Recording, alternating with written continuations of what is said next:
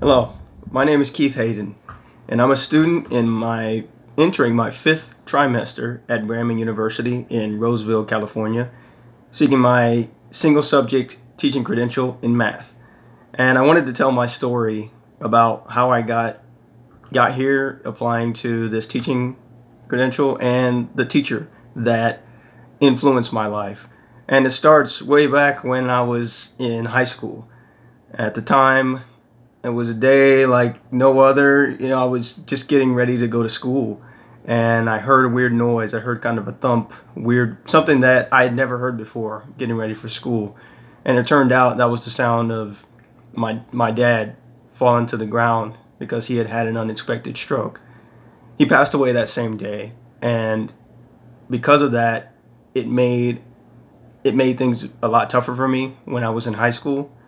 Before that point, I was already a pretty good kid. I always had pretty good grades, and this event kind of slowed me down. I just, as it would any kid. I was just a junior. That happened in January of my junior year, and I didn't really know where to go from there. I already had an older brother that was in college, and even though I loved to read and I was a good kid and I liked math, it didn't seem like it was in the cards for me. Not just because I had lost my dad, but just because I didn't really believe in myself at the time. So that's when I kind of got into a better relationship with my teacher at the time. I was already taking classes with her, starting my sophomore year, but it turned into a much more of a mentor type relationship when after that event. So yeah, her name was Miss Jean DeCunder, and she was my English teacher. And I remember she didn't really talk much, but when she did, she was kind of one of those small and mighty type of people. So when she spoke, you listened. And besides teaching us English and Shakespearean literature and world literature and diagramming sentences, of course, she really taught me how to think critically, not just taking word for word whatever I was reading, but really to analyze what was there and bring your own experiences in and use that to inform your decisions. So after that period, I graduated and I ended up getting accepted to the United States Air Force Academy. And I had an excellent experience there. I excelled. And upon graduation, I commissioned as a second lieutenant in the United States Air Force.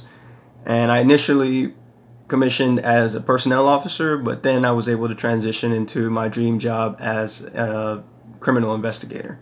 So, in that capacity, I was able to live and work around the world. I lived in Japan. I did some trips to Korea, went to Guam, went to Europe.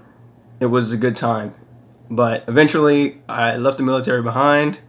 I got married, and I decided to go back to school to become a teacher. And I thought back to my time in high school, and I was like, I really liked math, so I really wanted to become a math teacher. And not just to, torture kids with math, because I know math is typically not one of the most popular subjects, but to really do what Mr. Kunder did for me, which was to teach me how to think and to teach me how to appreciate processes and my own logic, how my own mind worked. And I think that's what I want to give back to the kids that I end up teaching, is that capacity to believe in themselves, in their own minds, and the way that they think. And I also want to help mentor them and help them think about the world and make it seem like a bigger place than it is. I remember I had an assignment when I was in Mr. Kunder's class, and it was a poem. And I did a poem called Life is an Adventure, and she really encouraged me with that. So that helped encourage my writing, which I have to say I'm happy for that because I actually just published my first book. It's a language resource, and I just published it a couple of months ago, and I'm very proud of that. And right now, I'm actually working on my first fiction book. And I say that not to brag, but it's just because I feel like this one teacher came during a dark time in my life and helped encourage me to dream a little bit bigger and to trust my own instincts and my own mind and how to really think.